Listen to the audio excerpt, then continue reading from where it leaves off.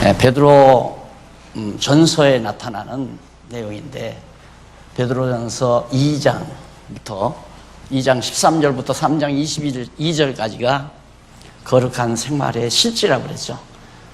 앞에서는 거룩한 생활의 요소에 대해서 우리가 배웠고요. 두 번째로 거룩한 생활의 실제 문제, 어떻게 생활하는 것이 거룩한 생활인가, 그 실제적인 문제에 대해서 지금 성령께서 베드로 사도를 통해서 언급하는 말씀인데, 지난 시간에 인간의 제도에 순복하게 하신다. 누가? 성령께서. 그러니까 우리를 공산주의 치하에 놔두면 공산주의 치하에서 모진 시련과 역경을 겪으면서 신앙생활을 하도록, 북한에 있는 모든 동포들은 인간이 세운 북한의 그 공산주의 치하에서 많은 핍박과 고생을 하면서 지하에서 말씀을 듣고 고달프게 신앙생활하는 것, 그것도 역시 다 하나님께서 그런 환경을 주신 것이다. 오늘 우리로 하여금 이처럼 종교 자유가 만연된 이런 사회에서 신앙생활을 이렇게 버젓하게 좋은 처소를 마련하고 진리를 탐독하며 살아가는 이런 삶도 하나님께서 우리에게 주어진 인간의 제도, 이런 제도에 살도록 섭리하신 것이다. 그러면 우리는 보통 우리 인간의 입장으로 생각하면 우리들은 참 좋고 북한에 있는 동포들은 나쁘다, 이렇게 극단적으로 흑백 논리에 빠져들게 되죠. 그러나 하나님 편에서 볼 때에는 둘 다 좋은 겁니다. 어떤 의미에서는 아버지 품을 떠나지 아니하고 아버지 이스라엘에 있는 큰아들보다는 아버지를 배반하고 떠나서 돼지우리에 가서 고생하고 있는 작은아들의 경우가 훨씬 더 성숙할 수 있는 좋은 계기가 된다. 따라서 모든 일이 합력해서 유익하고 아름다운 것이다 라는 의미입니다. 그래서 인간의 제도에 순복해야 되기 때문에 세금 내라면 세금 내고 군에 입대하라면 군에 입대하고, 이것이 이제 하나님께서 그 환경을 우리에게 허락해 주신 대로 순복하면서 살아야 한다. 그 다음에 이제 거룩한 생활의 두 번째가 뭐냐면, 이건 이제 사회생활입니다. 사회생활. 우리가 사회생활을 어떻게 할 것인가.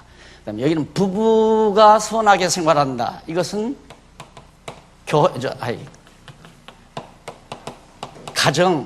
가정교회죠. 내가 늘 강조하는 가정교회.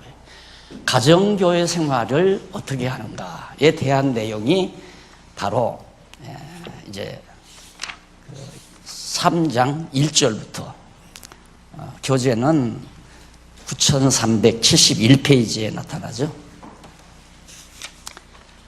그런데 거기 보면 하나님께서 그 9372페이지 제일 상단에 보면, 일찍이 여호와 하나님께서는 아담을 창조하시고 그 갈빗대로 여자를 만들어 둘이 연합하여 한 몸을 이루어 부부로 함께 살아가도록 그렇게 섭리하셨죠. 첫 창조하실 때. 바로 그런 것처럼, 그렇게 하나님께서 구약 처음에 아담을 통해서 가정을 이루게 하신 것처럼 오늘 우리 신약교회도 가정교회를 이루도록 성령께서 역사해 가신다. 그래서 이제 온 가족이 어머니 아버지로부터 더 나아가서 할머니 할아버지, 어머니 아버지, 그리고 자녀들, 손자 손녀들 다 모두가 신앙 안에서 산다고 하는 것은 성령께서 그렇게 살아가도록, 거룩하게 살아가도록 섭리하신 하나님의 은총이죠. 내 공로로 그렇게 되는 것이 아니고 우리의 노력으로 그렇게 되는 게 아니라 성령께서 그렇게 온 가족이 신앙 안에서 화평을 누리며 살아가도록 역사해 주신다. 그걸 가리켜서 소위 우리는 가정교회라고 하죠. 그러니까 가정교회는 억지로 안 되잖아요. 여러분 자녀들 조금만 키워놔도 아버지 간섭하지 마세요. 제가 알아서 다 할 겁니다. 다시 할 말이 없잖아요. 그렇게 얘기되면. 그러니까 그것도 죽일 놈 살릴 놈 할 필요가 없는 거예요. 저 아들의 마음을 누가 주관하는가? 성령께서 주관하시는 거거든요. 그러니까 이미 하나님이 정하신 뜻 따라 가정교회를 이루어서 부부가 정말 선하게란 말은 하나님이 기뻐하시는 뜻대로 살아간다 이 말이죠. 선이라는 말이 하나님이 좋아하시는 거니까, 하나님이 좋아하시는 걸 선이라고 하니까 선하게 산다는 말은 하나님이 기뻐하시는 뜻을 따라 살아가게 된다. 구체적으로 어떤 삶인가 하면 3장 1절로 베드로전서 3장 1절로부터 2절에 보면 아내들은 남편이 그 선행을 보고 구원 얻기 위해 순복하라고 그렇게 나와 있습니다. 예, 순복하라. 그러니까 그 말을 그 바른 성경은 뭐라고 번역을 했느냐면요. 밑에서 7째 줄 앞부분에 보면 그 바른 성경은 이는 말씀에 순종하지 않는 자들이라도 너희가 두려움으로 행하는 정결한 행실을 보고 말이 아니라 아내의 행실로 말미암아 구원을 받게 하기 위해서 남편에게 순복하라고 그렇게 말한 것이다. 그런 뜻이에요. 그래서 거기 이제 아내 된 자들아 이와 같이 남편에게 순복하라. 이는 곧 도를 순종치 않는 자라도 말로 말미암지 않고 그 아내의 행위로 말미암아 구원을 얻게 하기 위해서 순복하라는 거죠. 남자가 물리적인 힘이 강하고 남자가 여자보다도 월등히 우월하기 때문에 순복하라는 것이 아니라 남편의 마음을 감동시키기 위해서, 감화시키기 위해서 아내의 순복하는 미덕이죠. 아름다운 그 순복하는 모습을 남편에게 보여주어서 남편으로 하여금 감동을 받고 구원을 얻게 하기 위해 남편에게 순종하라는 것이다. 남편과 부부 사이에 어느 한쪽이 지배하려고 그러는데 어느 한쪽이 지배받지 않으려고 하면 분쟁이 일어나게 되겠습니다. 결국은 이혼까지 나가게 되는 거죠. 그래서 지배하려고 하는 것이나 지배 안 받으려고 하는 이 모습은 인간이 서로 갈라지는 중요한 요인 역할을 합니다. 그래서 이제 앞으로 계속해서 베드로서 후서에도 나타나는 거지만 교회는 누가 누구를 지배하는 그게 절대 용납이 안 돼요. 목사가 장로를 지배한다거나 장로가 집사를 지배한다거나 그게 성경에 어디에도 그게 존재하지를 않아요. 그런데 끝없이 인간 사회는 벌써 100명만 모여도 100명이 아니죠. 10명만 모여도 여기서 누가 헤게모니를 누가 잡느냐. 요즘 젊은이들 결혼하면서 제가 주례를 자주 하다 보니까 결혼하면서 남자친구들이 신랑 데리고 가가지고 너 첫날 밤이 중요하다. 잡아야 된다. 알았어. 이게 단둘이 사랑으로 만난다는 부부 사이에도 하나는 지배하고 하나는 지배 받게 하려는 것이 인간의 끝없는 욕망이에요. 그리고 에덴 동산에서 아담이 타락한 것도 그거 아닙니까? 하나님이 잘 에덴 동산을 다스려 가는데 하와가 뱀의 유혹을 받아서 너 하나님과 같이 된다. 그러니까 하나님과 같이 된다는 말은 내가 지배권을 가지고 산다 그 말이죠. 거기에 넘어가지고 타락한 거 아니에요. 그러니까 교회도 누가 말썽을 일으키는가? 지배하려는 자가, 성도들을 지배하려는 자가, 성도들을 자기 수하에 집어넣으려는 자가. 그래서 한국교회 모든 목사님들이 그것 때문에 이제는 자숙을 하잖아요. 우리 목사들이 다 잘못됐다. 지난 화요일 날 내가 말씀을 드렸나요? 어제 특강에서 말씀했지만 한국교회 이제 원로 목사님들이 모여가지고 한국교회의 침체의 원인이 뭐냐? 우리 목사들의 잘못이다. 그래가지고 자기들 종아리를 걷어붙이고 자기가 회초리를 들고 자기 종아리를 때렸다. 옛날에 그런 말 많이 있었잖아요. 부모가 자식 교육 시킬 때. 그런다고 이제 나이 드신 목사님들이 바지 걷어붙이고 종아리 때렸다고 해서 한국교회 문제가 해결이 되겠습니까? 근데 뭔가 잘못한지는 알고 있는 거예요. 그 잘못이 뭔가? 혼자 다 거머쥐고 좌지우지한 것. 내 마음대로 장로 세우고 내 마음대로 권사 세우고 돈도 내 마음대로 쓰고 교인들 다 내 마음대로 부리고 그게 한국교회 목사님들이 누구나 가지고 있는 행태란 말입니다. 그래서 그저께도 교계 중진을 만났는데 이분이 그래요. 한국교회 대형교회 목사님들이 지금 제일 부패했고 제일 고뇌가 많다고. 어떻게 할 줄을 모른다는 거예요 이제. 자, 나이는 점점 먹어가고. 그리고 한국교회에서 가장 부패한 교단이 어느 교단이냐? 제일 큰 교단. 제일 큰 교단. 그 교단이 제일 부패했다는 거예요. 왜? 지배하려고 하는 것 때문에 그래요. 한국교회 내 교단에 속한 사람 내가 총회하면 전부 다 지배하고 살아야 되겠다. 그것 때문에. 그래서 가정도 지배하려면 안 돼요. 그래서 성경에 지금 나오지만 작은 가정이나 이건 교회 안에 성도로 선하게, 이건 교회 생활이에요. 교회 생활. 사회생활, 가정생활, 교회생활. 이렇게 인간의 제도에 순복하며 사는 것이 사회생활을 잘하는 거고, 부부가 선하게 사는 것이 가정생활, 가정교회를 잘 이루어가는 거고, 성도로 선하게 사는 것도 교회생활을 잘하는 거다. 그럼 성도로 선하게 사는 것이 뭐냐? 다 나와요. 차근차근. 정말 그런가 안 그런가 한번 이제 본문을 통해서 확인해 가면 됩니다. 자, 1절에 보면 아내 된 자들아 이와 같이 자기 남편에게 복종하라. 이는 혹 반드시 된다는 건 아니에요. 혹이라도 그 말이죠. 혹시라도 남편이 아내의 그 참 아름다운 모습을 보고 감동받을까 봐 그 말이죠. 이는 혹 도를 순종치 않는 믿지 아니하는 않는 그런 자라도, 그런 남편이라도 말로 말미암지 않고 그 아내의 행위로 말미암아 구원을 얻게 하려 함이니. 예. 저도 이제 목사가 되고 보니까 말로는 많이 가르치죠. 말은 강단에서 청산유수처럼 잘 하지만은 이게 행위를 통해서 가르친다는 것은 그게 쉽지 않잖아요. 그래서 옛말에 그 말, 내가 하늘 턴 하면 너는 하늘 턴 해라. 똑같이 나오는 거죠. 자기가 하늘 턴 하는데 제자가 하늘 턴 하지, 선생이 하늘 턴 하는데 하늘 천 그렇게 발음을 하겠어요? 그러니까 이 강단에 서는 사람들은 나는 못해도 너희는 그렇게 해라. 그게 부지기수, 그게 설교라 그 말이에요. 그것이 설교다. 예, 나는 못해도, 나는 그렇게 못 살았어도 너는 그렇게 살아라. 이런 거 가르치려면 부부가 선하게 살아가고, 가정교회 있잖아요. 자녀들을 다 순복하게 하고, 아내도 순복하게 하고. 그래서 가정을 아름답게 하구나.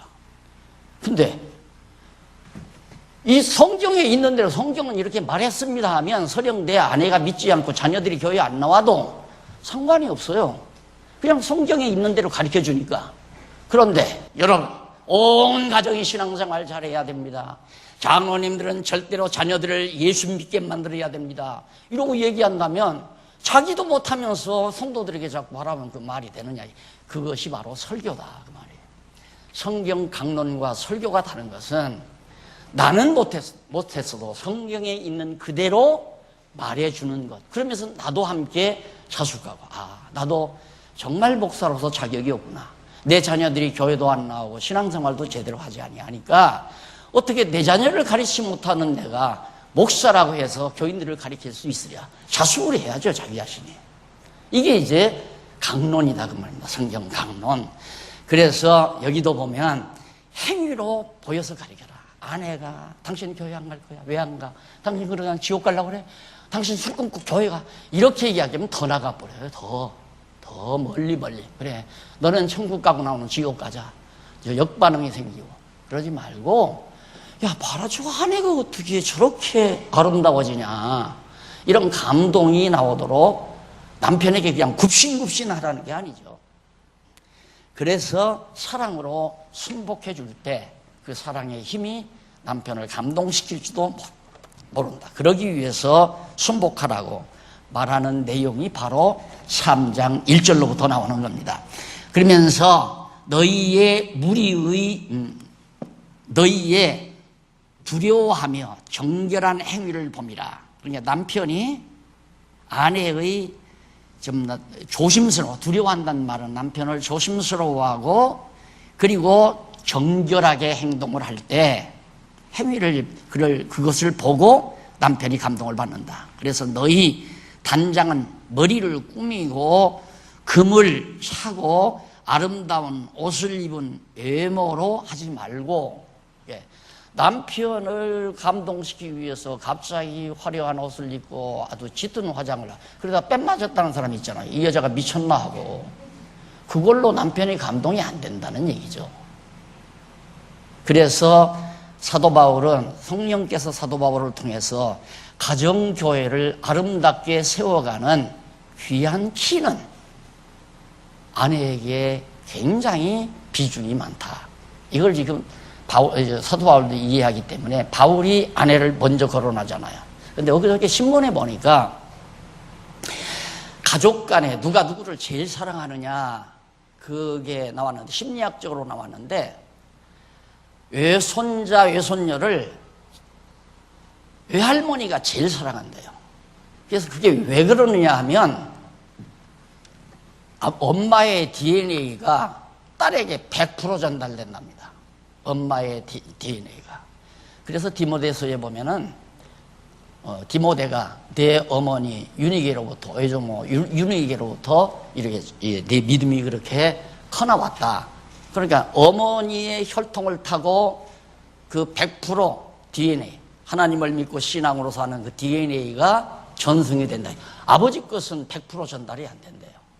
그래서 좋은 어머니 밑에서 좋은 아들이 낳는다고 하는 옛말도 있는 것이 다 심리학적으로도 그런 것 같아요. 그래서 여기도 보면 아내들이 가정교회를 잘 세우느냐 안 세우느냐.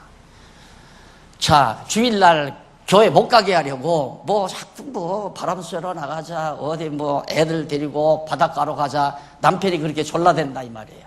그러면 나는 그거 못해, 나는 집사니까 교회 가야 해 하고 맞서버리면 가정은 이제 점점 멀어져 가는 거죠. 맞서지 말고 가자면 일단은 가야죠. 안 그래? 나는 가라고 생각해요. 가야 된다고. 남편이 그 굳굳이 자녀들 데리고 어디 놀러 가자면 일단은 가서 순종하면서 지혜를 잘 엿봐가지고 여보 내가 교회에서 이런 일을 맡았는데 내가 그날 가지 않아가지고 동료가 전화가 왔는데 상당히 어려움이 많았다고 그래. 어떻게 하면 좋을까 앞으로. 이런 식으로 아름답게 접근해 들어가면 남편도 인간이에요. 합리적인 사고를 다 가지고 있고 그런 마음이 누그러질 수도 있고 그래서 자유롭게 주일날 많은 아내를 자유롭게 행동할 수 있게 이게 이제 점점 가정교회를 세워갈 수 있는 아름다운 아내의 선한 행위라는 얘기죠. 이렇게 해서 감동을 시켜라. 행위를 보여주어서 감동을 시켜라. 그리고 3절부터 6절까지 보면 이쪽에 73페이지 너희 단장은 머리를 꾸미고 금을 차고 아름다운 옷을 입은 외모로 하지 말고 오직 마음에 숨은 사랑을 온유하고 안정한 심령의 썩지 아니할 것으로 하라. 외모의 화려함이나 야한 모습은 술집에 가면 더 있어요. 훨씬 낫죠. 난 안 가봤지만 드라마 보면 술집 여자들이 훨씬 화려하더라고요. 그것 갖고 남편을 휘잡지 못한다는 얘기예요. 그래서 내면에 고매한 모습으로 남편을 감동시키는 이것이 가정교회를 세워가는 중요한 하나의 힘이 되어진다는 사실을 성령께서 베드로 사도를 통해서 지금 밝혀주고 있습니다.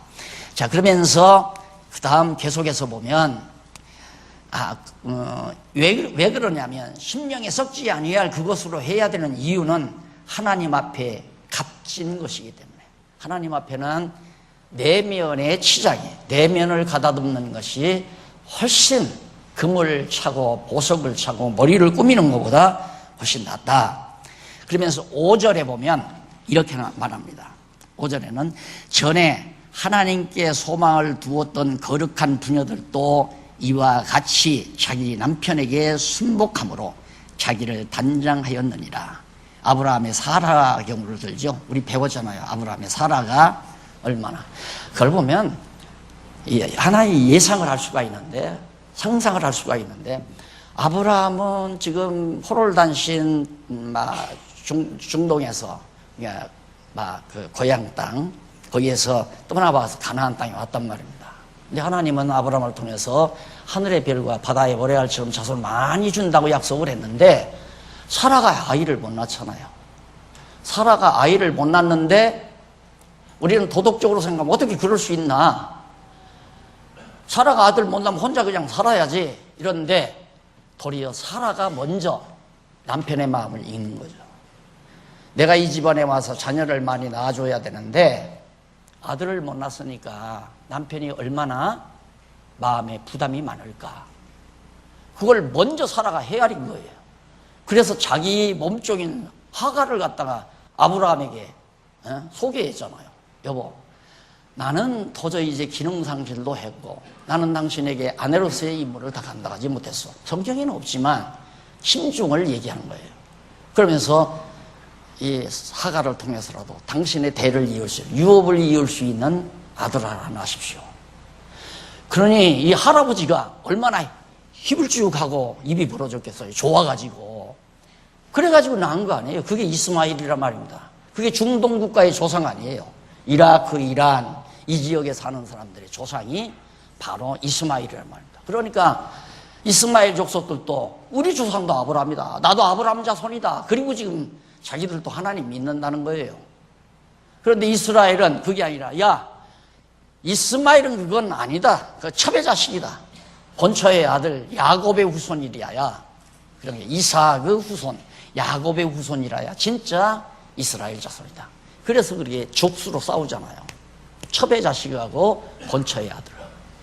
그래서 하나님께서 그만 이 사라의 마음을 읽고 사라에게 본처 사라에게 아들을 알아준 것이 이삭 아닙니까? 그걸 예로 들면서 가정을 이만큼 아름답게 아내가 순복함으로 아름다운 아브라함의 가정을 이룬 것처럼 오늘 우리 신약의 성도들도 가정교회를 이루는데 최선을 다해야 된다. 그러니까 보통 그렇습니다. 자녀들이 누구의 영향을 더 받는가? 그건 두말할 것 없이 어머니의 영향을 더 받는 거죠. 왜? 어머니는 항상 자녀들과 시간을 많이 갖잖아요.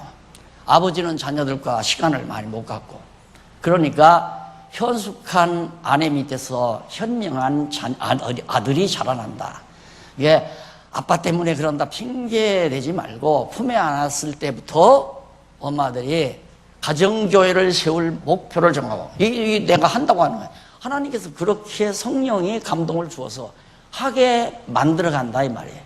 그래서 신앙의 전통이 1대, 2대, 3대, 4대 우리나라에서 보통 한 4대째 신앙이 유지된다면 전통적인 기독교가 우리나라에 들어와서 초기부터 신앙이 전수되어지는 가정이라고 볼 수 있죠. 그것이 이제 가정교회가 잘 세워지는 거예요. 그래서 이렇게 선하게 살아가는 방법이 아내들에게 있으니까 순복하라. 그러면서 6절 한번 보실래요? 사라가 그랬는데 아브라함을 주라 칭하여 복종한 것 같이 너희가 선을 행하고 아무 두려운 일에도 놀라지 아니하므로 그의 딸이 되었느니라. 아브라함이 정말 하나님의 딸로서 가족의 딸로서 여자로서 아름답게 살았다. 그 다음에 그러면 남편들은 어떻게 되는가? 남편들은 7절에 나와요. 3장 7절에 보면 남편 된 자들아 이와 같이, 여기 이와 같이란 말은 그 아내가 그렇게 순복한 것 같이 그 말이죠. 지식을 따라 너희 아내와 동거하고. 요즘 걸핏하면 동거를 안 하잖아요. 그걸 아내도 원하고 남편도 원하고. 그게 동거 안 하는 가정들이 참 많죠. 이게 이제 경제 발전이 가져다 준 이제 피해예요. 사실 따지고 보면.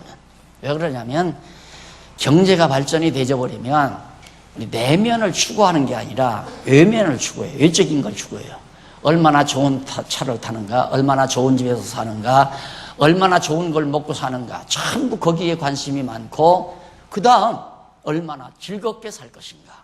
저 사람이 즐겁게 사나 내가 즐겁게 사나 이쪽으로 관심을 가지다 보니까 아내하고 같이 살면 늘 짜증 부리고 당신 그렇게 짜게 먹으면 안 돼, 고춧가루 먹으면 안 된다, 찬 걸 먹으면 안 된다, 일일이 간섭하니까 잔소리들이 나가버리잖아요. 그러니까 나이가 들면 아내들도 잔소리가 많아지잖아요. 그 잔소리가 남편을 사랑하는 방법이라고 당신들은 생각을 하죠. 근데 잔소리가 남편들은 어떻게 들리자면 가리키는 것으로 들려요. 초등학교 선생이 학생 가리키는 것으로. 찬 것 먹지 말아라, 많이 먹지 말아라, 제때 먹어라, 늦잠 자지 말아라. 이제 그러다 보니까 듣기 싫으니까 그냥 나가버려. 나가가지고 그냥 밥 사먹고 그냥 친구들하고 놀고 술 먹다 놀고 그러다 보니까 이제 점점 이제 가정은 멀어져 버리고 자기만의 생활이 많아져 버리고 그러다 보면 이제 가정교회가 무너져 버리는 거죠. 그래서 이 남편들도 7절에 나온 말씀대로 지식을 따라 너희 아내, 지식이란 말은 그냥 무조건 감정으로 살아가는 얘기 아니에요. 그래서 보통은 우리 이제 불신자들은 콧날만 이뻐도 이제 아내 삼고 싶어 하잖아요. 다리만 미끈하게 잘 빠졌어도 내 아내 감이다. 그게 이제 외형을 택하는 거거든요. 근데 지식을 따르면 이성적이란 말이에요. 저 여자가 나하고 가치관이 맞은가? 정말 같은 방향을 향해서 걸어갈 수 있는 남자인가? 너그럽게 모든 실수를 용납할 수 있는 남자인가? 나를 감싸줄 수 있는 남자인가?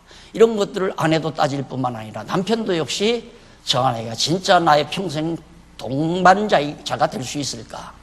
이런 것들을 생각해서 만나는 것이 지식을 따라 만나는 거예요. 그러니까 이렇게 지식을 따라서 어떻게? 너희 아내와 같이 살아라. 떨어져 살지 말고 동거하고 저는 더 연약한 그릇이요. 여자는 육신적으로도 그렇지만 모든 면에서 남자보다 약하잖아요. 연약하잖아요. 그 연약한 그릇이요. 또 생명의 은혜를 유업으로 함께 받을 자로 알아. 받을 자로 알아. 그렇게 지식적으로 그렇게 생명의 유업을 나와 함께 받을 자다. 그렇게 지식으로도 알고 그렇게 해서 귀히 여기라. 누구를? 아내를 참으로 귀하게 여겨라. 이는 너희 기도가 막히지 아니하게 하려 함이니라. 아내를 무시하면 가정은 이미 파괴되는 거죠. 누가 요즘 무시당하고 살려고 그래요? 내가 당신 몸종이냐? 하고 대들잖아요. 그러니까 그런 것들을 피하는 방법은 성령께서 남편이나 아내에게 역사하셔서 아내는 남편을 어떻게든지 구원시키려고 노력하는 그런 갸륵한 마음을 가지게 되고 갸륵한 마음을 가지고 행동하는 그 행위로 말미암아 남편은 감동받아. 내 아내가 너무 멋있는 아내로구나. 내가 장가 한 번은 잘 들었다. 나 만나는 목사님 중에 아주 주책 없는 목사가 아니라 목사님 저는요 이 세상 태어나서 내가 선택을 하나 참 잘한 게 있는데 아내를 선택한 건 제일 잘한 것 같아요. 그래서 하나님 선택한 건 내가 그건 전제되고요. 그러고 얘기를 하더라고요. 그러니까 그런 마음을 가지니까 그 가정은 뭐 분쟁이 없죠. 편안하고 편정하고. 그러니까 출발은 아내가 순종함으로 출발하지만은 주도권은 그 가정의 평안을 주도하는 것은 남편이 얼마나 아내를 귀하고 연약하고 아름답고 귀한 존재인가를 알아서 그렇게 처신하면 가정은 평화롭고 아름다운 가정교회로. 그런 양친 부모 밑에서 자라나는 자녀들이 빗나갈 리가 없죠. 그러니까 자녀들이 지금 신앙생활을 부모들과 같이 하자. 양친 부모는 잘 하는데 자녀들이 지금 빗나가 있다. 그것은 여러 가지 요인이 있겠지만 뭐니 해도 양친 부모들이 정말 성령의 감동 따라서 자녀들에게 감동을 주지 못했다고 하는 것은 틀림없는 얘기 아니에요. 그러니까 우리 이제 다른 거 없어요. 바르게 해보자는 건 우리 가정교회부터 바르게 좀 해나가자. 이것이 성경적이다. 가정교회 없이 무슨 교회, 이 장안중앙교회가 어떻게 건전해지겠느냐 이거예요. 그거 안 되잖아요. 건전한 가정교회가 모여서 건전한 장안중앙교회를 이루어야죠. 근데 자녀들은 하나도 교회 안 나오는데 어른들만 두 양친 부부만 나오니까 정상적인 가정교회가 세워지지를 못하니까 지교회 역시도 많은 문제를 안게 되지는 거죠. 자녀들이 여기 몸담고 신앙생활을 한다면 더 관심이 있어지고 혹시라도 자녀들에게 상처갈까 봐서 말 한마디라도 조심하고 우리의 행위가 좀 더 달라지고 그게 자녀 사랑하는 마음이 되지 않겠어요. 그래서 우리 장안종합교회는 나이 드신 분은 할머니, 할아버지 장로 권사님, 그 다음 실무 장로 권사는 어머니, 아버지, 그 다음 같은 젊은이들은 자녀들, 어린애들은 손자, 손녀들, 이렇게 한 가정으로, 이거 큰 가정이죠. 교회라는 게 큰 가정. 이건 작은 소단위 가정, 이건 혈통으로 이루어진 가정이고, 이건 믿음으로, 믿는 것과 아는 것으로 하나 된 그런 신앙으로 이루어진 지교회가 되지는 거고요. 그렇게 해서 이게 세워져야, 성령께서는 그렇게 세워갔다 이 말이에요. 성령께서. 근데 우리 노력으로 되는 건 아니에요. 저도 역시 지금 성경은 이렇게 가르치고 있습니다라고 말하다 보니까 자꾸 설교조의 얘기가 나오려고 하는 것도 맞고 그러는데, 성경은 이렇게 말하고 있어요. 사회생활, 가정교회, 가정생활, 교회생활. 이래서 정말 거룩한 생활이 이루어진다. 거룩한 생활의 실제가 바로 이런 것들이다. 이것이 이제 성령께서 하게 해 가시는 일이죠. 그래서 거기 이쪽 75페이지 두 번째 문단에, 두 번째 문단 두 번째 줄에 보기 보면 알아, 귀히 여기라는 말이 나오죠. 그 귀히 여기라고 하는 말은 무슨 뜻이냐면 가치를 존중하라, 그렇게 번역을 해야 돼요. 귀하게 여기라는, 그 아내, 연약한 아내의 가치를 존중해 주거라. 그러면 순복한다는 것과 존중한다는 말은 이게 안 어울리지 않아요. 우리 언어 개념으로는 내가 순복당하는 것은 남편은 본이라고 나는 천한 존재라는 거거든요. 그렇게 언어 개념이 이루어지지만은 성경에서는 그게 아니에요. 내가 남편에게 순복하는 건 사랑의 힘으로 순복하는 거고, 존중하는 것도, 가치 있게 존중해 주는 것도 무슨 뭐 아내의 처갓집에 매여가지고 남편이 기가 죽어서 존중해 주는 게 아니라, 아내를 진짜 귀하게 여기고 아름답게 생각하기 때문에 존중해 주는. 그래서 아름다운 가정생활이 이루어져서 교회가 세워지게 된다. 자, 그러면서 이제 그 다음 넘어가서 성도로 선하게 살아간다. 이게 이제 거룩한 생활의 실제 이제 우리 지교회 생활이에요. 교회 생활, 이런 교회 생활. 어떻게 교회 생활을 이루어가게 하시는가.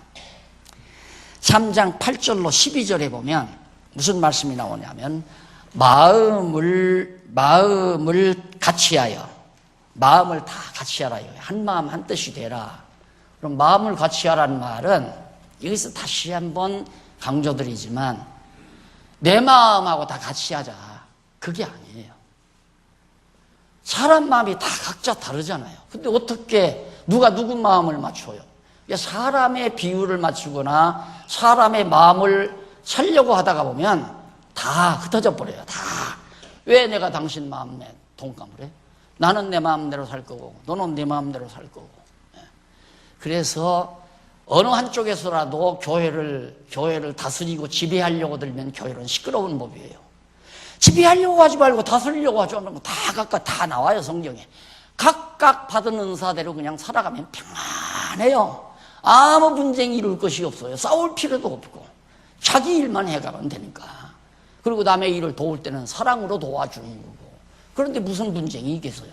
그런데 내가 잘났으니까 나한테 지배받아라. 너 내 안에 들어와. 너 왜 내 말 안 듣고 다른 사람 말 들어? 이렇게 되면 교회 파벌 이루어지고 마는 거죠. 파당 이루어지고. 그래서 교회가 갈라지고 또 갈라지고 또 갈라지고. 그래서 한국 교회가 숫자가 이렇게 많잖아요. 사람이 어떻게 사람을 지배해요? 교회 안에서.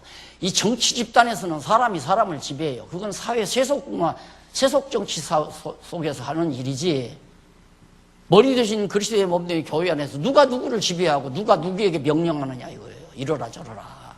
그건 도저히 있을 수 없는 얘기거든요. 그래서 마음을 같이하여, 그 다음 사랑하며 선행과 화평을 이루어 살아간다. 이게 이제 교회 생활이에요. 중요한 요지는 거기 딱 나와 있어요. 마음을 같이 해서 사랑하고, 마음이 같으면 당신하고 나하고는 마음이 통해. 자, 차 한잔 30분이나 1시간 같이 마시다 보니까 이 마음이 통해요. 소통이 된다 이 말이에요. 아이고, 다음에 내가 차 한잔 사죠. 언제 만납시다. 시간 나는 날. 그래서 두 번째 만나요. 그러다 보면 또 차 마시고 식사하다 보면 자꾸 친해지잖아요. 마음이 같으니까. 그런데 마음이 다르면 30분 동안 차 한 잔 비우기도 고달프죠.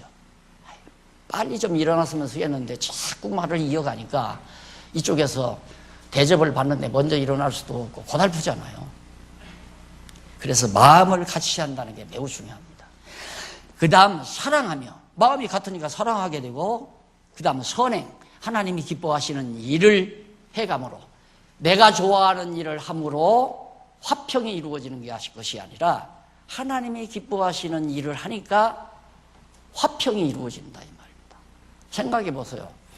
몇몇 사람은 이 집사님을 위해서 일을 하고 몇몇 사람은 박 집사님을 위해서 일하고, 그러면 그건 박 집사파, 이 집사파 나눠지게 돼 있어요. 반드시 나눠져요. 그건. 그러니까 무슨 일을 할 건가 받은 은사 따라 하나님이 기뻐하시는 선한 일, 그거 하는데 누가 누구를 미워하고 누가 누구를 자기 편 만들고 그러겠어요? 그게 아니다 이 말이에요. 그러니까 마음을 같이하여 사랑하며 선행과 화평을 이루어 생활하는 것이 이제 지교의 생활이다. 8절 한번 보십시다. 정말 그런가? 마지막으로 말하노니 너희가 다 마음을 같이하여, 분명히 나오죠. 체휼하며 형제를 사랑하며 불쌍히 여기며 겸손하며 악을 악으로 욕을 욕으로 갚지 말고 도리어 복을 빌라. 참 어려운 얘기죠. 이게 사람으로는 어려운 얘기. 저쪽 사람이 나를 욕한다는데 내 입에서 욕이 나가지 어떻게 복을 빌어요. 그게 안 되잖아요. 이게 사람의 능력으로는 안 돼. 그게 성령이 하시는 거다. 네, 또 써드리죠. 이 거룩한 생활, 이거 누가? 성령께서.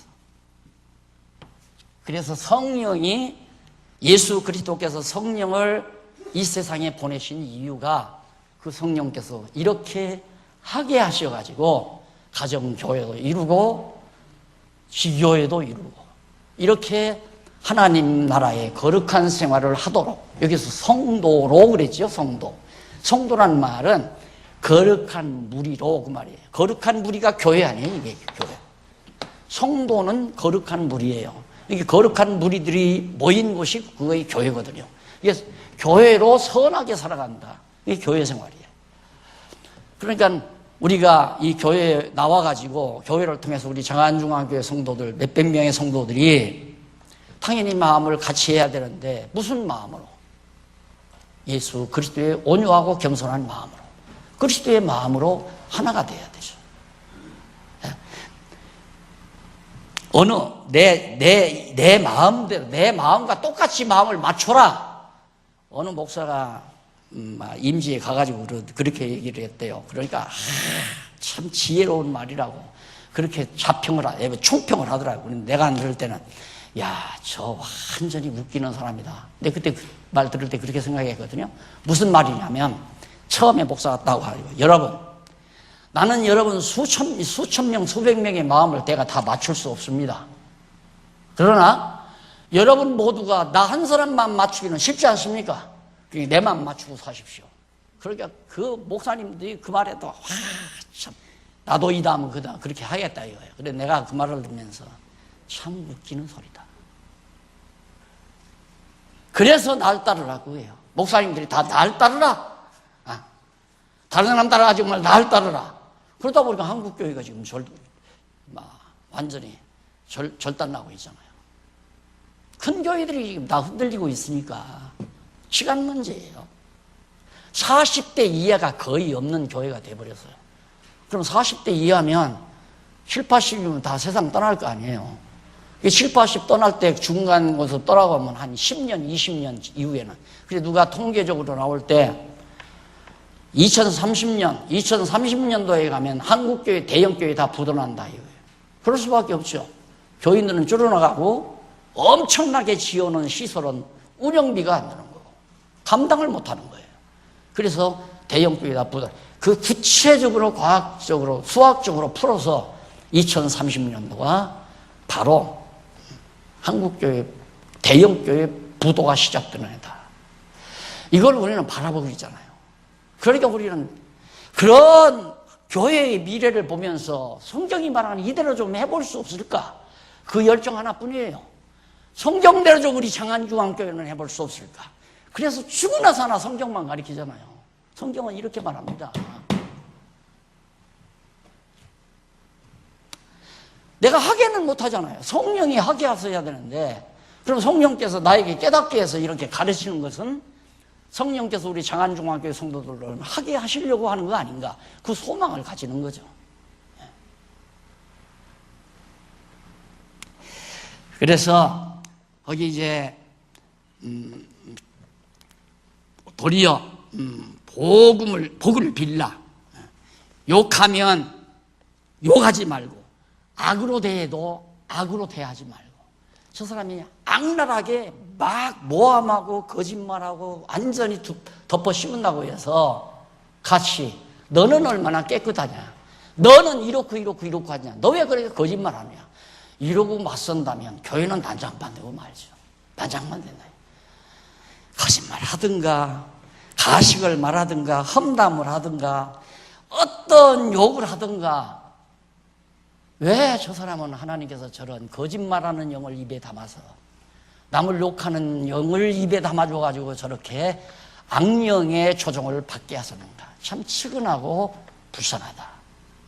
이 마음 들어야 된다고 내가 늘 강의를 했잖아요. 그 마음이 들어야 대항하지 않아요. 악으로 대해도 내가 악으로 대항하지 아니하고, 욕을 해도 욕으로 대항하는 게 아니라 측은하고 불쌍하게 여겨져야 하나님이여 저에게도 악령을 거두시고 선한 영이 저 마음을 주관하게 하시고, 축복 아닙니까? 그렇게 복을 빌어야 교회가 화평을 이루게 된다.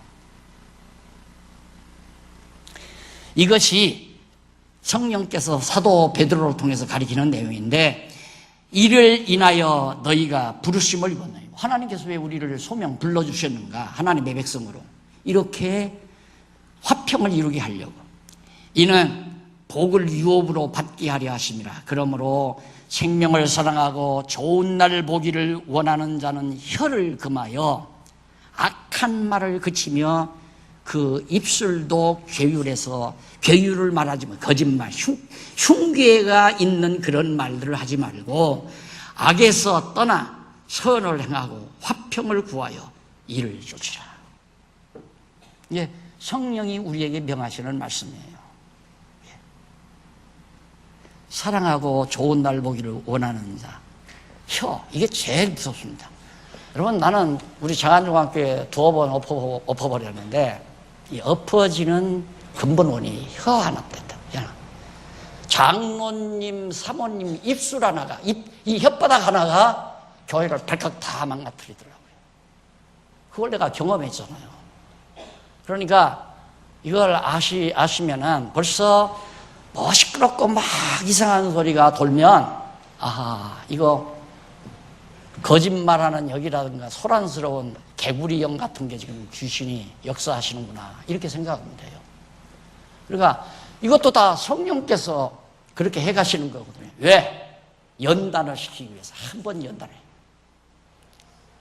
예, 입 조심해야 돼. 입 조심. 그러면 입만 조심하면 교회는 조용하잖아요. 입만 조심하면.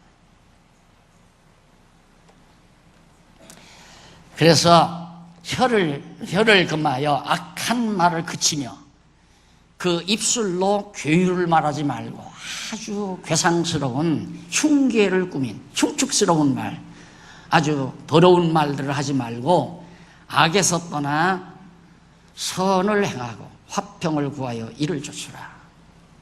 이것이 주의 낯을 악행하는 자들을 향하시느니라. 하나님께서는 주의 낯이 그렇게 악행하는 자들을 향해서 얼굴이 향하고 있다. 너 지금 왜 그러느냐 하고 하나님이, 진노의 하나님이 지금 바라보고 계시다 이거죠. 그러면서 13절 넘어갑니다. 13절 넘어가 보면 9379페이지 13절로 17절에 보면 의를 위해 고난받으며 담대히 선한 양심을 갖고 생활해라. 의를 위해서 고난을 받아. 의라는 것도 하나님이 기뻐하시는 일이니까. 13절 보십시다. 또 너희가 열심으로 선을 행하면 누가 너희를 헤아리요.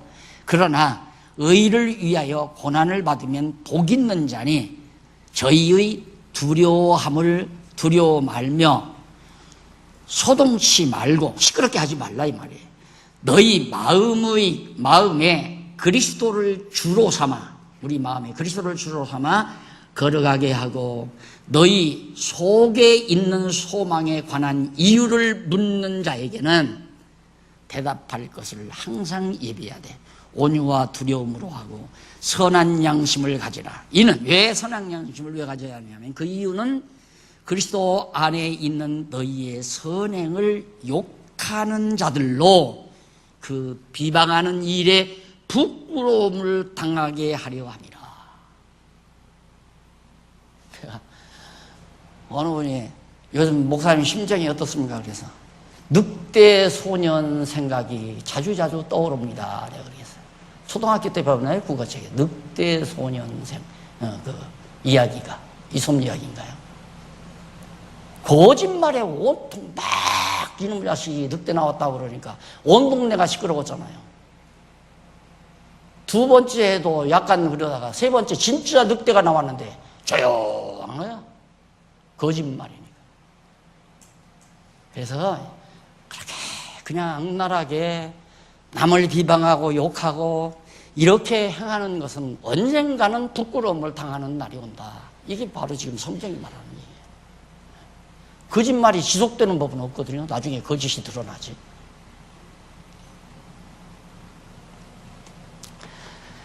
자, 그래서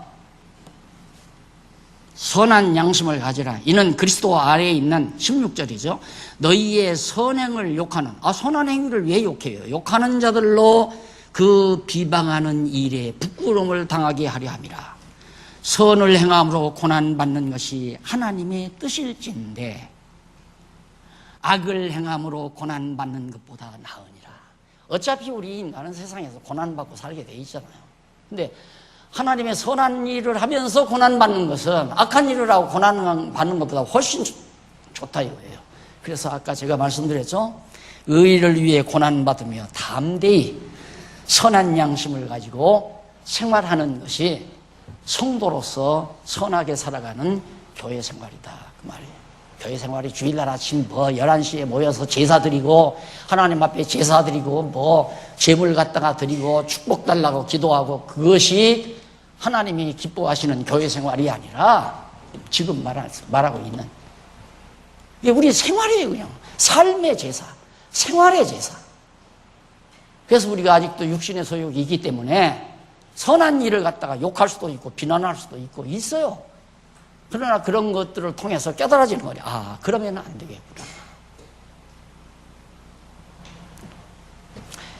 자, 그 다음에 이제 17절까지 거기 선을 행함으로 고난만 17절까지 말씀드렸죠. 마지막 18절로 22절까지 불의한 자를 대신해서 죽었다가 부활 승천한 자에게 순복하는 것. 결국은 이 모두를 통하여 여기도 순복 나오고 여기도 아내가 남편에게 순복 나오고 여기도 역시 정말 악을 악으로 대하지 않고 그런 건데 결국은 이런 생활들을 통해 누구에게? 주님에게 순복하고 따라가는 거예요. 주님에게 순복하는 건 절대적이에요. 아내가 남편에게 하는 건 상대적이고 종이 주인에게 하는 것도 상대적이고 백성이 왕에게 하는 것도 상대적이고 그러나 이런 모든 상대적인 순복하는 삶을 통하여 절대자이신 하나님께 주님에게 머리 되신 주님에게 순복하는 삶이 바로 교회 생활이다. 자, 잠깐 읽어보고 끝내십니다. 18절. 그리스도께서 한 번 죄를 위하여 죽으사 의인으로서 불의한 자를 대신하셨으니 이는 우리를 하나님 앞으로 인도하려 하심이라. 예수님께서 고난당하신 건 우리를 하나님 앞으로 인도하려고 육체로는 죽임을 당하시고 영으로는 살리심을 받으셨으니 저가 또한 영으로 옥에 있는 영들에게 전파하시니라. 그들은 전에 노아 날 방주 예비할 동안 하나님이 오래 참고 기다리실 때에 순종치 아니하던 자들이라. 방주에서 물로 말미암아 구원을 얻은 자가 몇 명뿐이니 겨우 8명이라. 그러니까 예수님께서 죽으시고 음부에 가셔서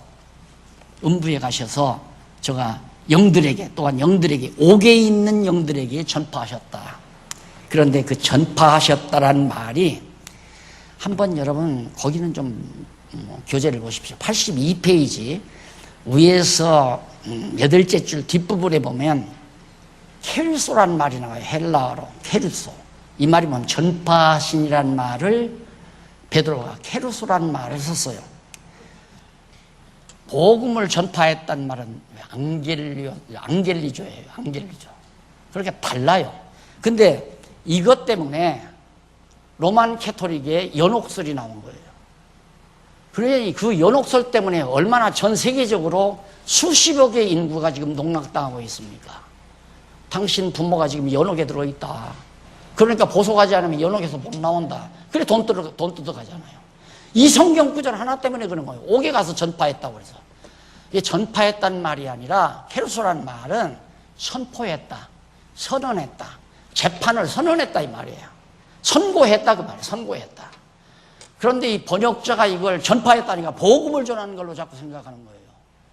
8명밖에는 홍수에서 구원받은 자가 없고 다 멸망받았으니까 너희들은 멸망받았다라고 선포했다 그 말이에요. 자, 이렇게 해서 예수님께서 그렇게 죽으셔서 음부에 가서 옥에 있는 영들에게 심판을 선포하고, 그렇기 때문에 21절 물은 예수 그리스도의 부활하심으로 말미암아 이제 너희를 구원하는 편이 곧 세례라.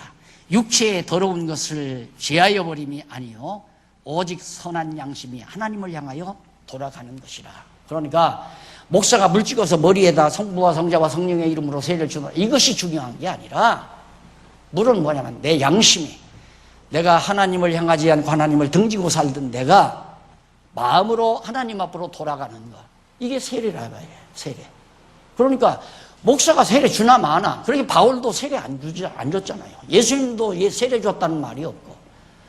그런데 교회는 목사가 가운을 입고 세례 주는 날 아주 굉장히 무슨 신의 축복이 내리는 것처럼 쇼를 부리고, 교회에서 돈 많이 내는 분들, 특별히 그런 분들 오면 그런 분들의 손자 손녀는 딱 앞에다 세례를 주면서 사진을 찍어서 교회에서 내는 달력에다가 그 사진 다 올려주고, 그렇게 정말 간지러운 짓들을 교회들이 해가지고 다 농락당하고 있다 이 말이에요. 세례 안 받아도 상관이 없어요. 내 양심이 하나님 앞으로 돌아가면 되지. 목사가 물 찍었다고 해서 그 구원 없는 거냐 이거요. 그러나 그냥 모든 성도들이 여기도 이 아이도 이제 유아세례도 마찬가지야. 유아세례도 모든 성도들에게 우리는 이 아이를 앞으로 하나님의 자녀로 잘 기르려고 늘 기도하면서 지금 기르고 있습니다. 비록 어리지만은 내 품 안에서 신앙교육을 받고 있습니다. 그걸 알리기 위해서 우리 아이 유아세례 받을래요? 목사님 유아세례 주세요. 그럼 뭐 줄 수도 있는 거죠. 뭐 줬다고 해서 뭐 이단인가요? 네. 그런 거니까 그런 걸로 힘줘서는 안 된다는 얘기예요. 그래서 저는 하늘에 오르사 하나님 우편에 계시니 천사들과 권세들과 능력들이 저에게 순복하느니라. 하늘에 있는 모든 영들이 그리스도에게 순복하듯이 오늘 우리 성도들도 오직 머리 대신 그리스도에게 순복하고 사는 것이 교회 생활이다. 오늘 여기까지. 다음 시간 4장부터 할 겁니다. 아주 4장은 거룩한 생활의 결과입니다. 우리가 이 거룩한 생활의 결과가 어떻게 맺어지는가, 이거에 대해서 미리 교재 있으신 분은 미리 읽고 오시면은 제 강의 속도가 조금 더 빨라질 수 있겠습니다. 기도하십시다. 자비로우신 하나님 아버지, 은혜를 감사합니다. 눈을 뜨게 하시고 귀를 열게 하소서. 살아있는 하나님의 말씀 듣게 하시고 우리들의 잘못된 신앙생활을 바르게 정리하고 정말 바르게 잡아갈 수 있는 계기를 주신 하나님 아버지 감사합니다. 우리 장안중앙교회 저도 사랑하고 우리 성도들도 사랑하고 우리 주님께서도 사랑하는 줄 압니다. 정말 우리 장안중앙교회가 하나님의 말씀 반석 위에 견고하게 세워지는 교회 되도록 인도하시옵소서. 예수님 이름으로 기도드립니다. 아멘.